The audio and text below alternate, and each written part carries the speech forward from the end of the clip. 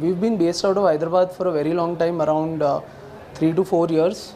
Right after COVID is when we decided to expand, because not to have a lot of concentration in this, but at the same time it was very important that the SOPs be in place, because after everything you can't be everywhere at once. So SOPs, formulating those, ensuring that you are able to translate them into a language that everyone understands, and kind of building that structure. So that was very important for us while going into a new city. Yeah.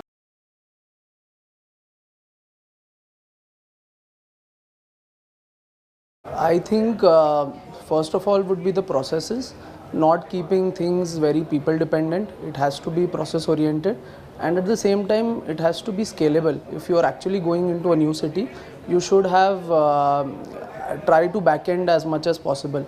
So for example, all our products are made out of a centralized facility in Hyderabad, and then we ship it up to different cities via cold chain. So this helps a great deal in terms of standardization.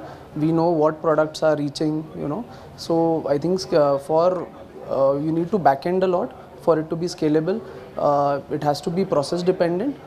And when you are starting, I think it would be better if you start for a new city, you go in deep, rather than spreading yourself thin into multiple locations, because then you kind of spread out a lot and you don't have the resources to manage everything.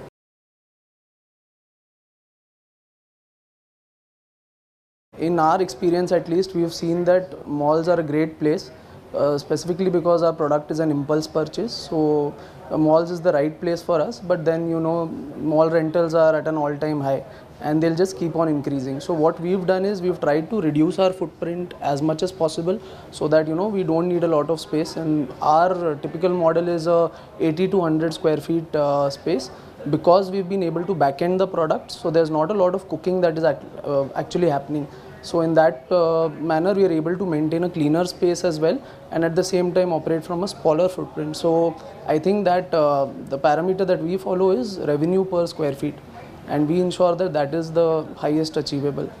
Take a small kiosk if possible in a mall location, because that is where the footfall is. For high street locations, we've seen that there is a gestation period of typically of 5 to 6 months, unless you're in a very good high street location. So again, I think high street is good in the long term, but if you're looking for a very short term return, malls are the best place.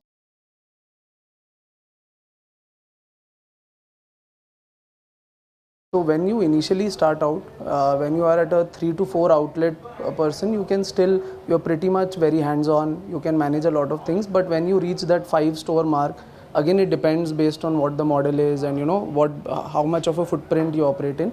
But typically for a QSR brand, after 5 stores is when you should start thinking about standardizing processes, and also ensuring that the product market fit is there, so that you are confident that try out everything possible in one city, whatever can go wrong, because unless you've tested it, when you go to a new geography, a lot of things might go wrong, and they will definitely. So you need to test out as much as possible.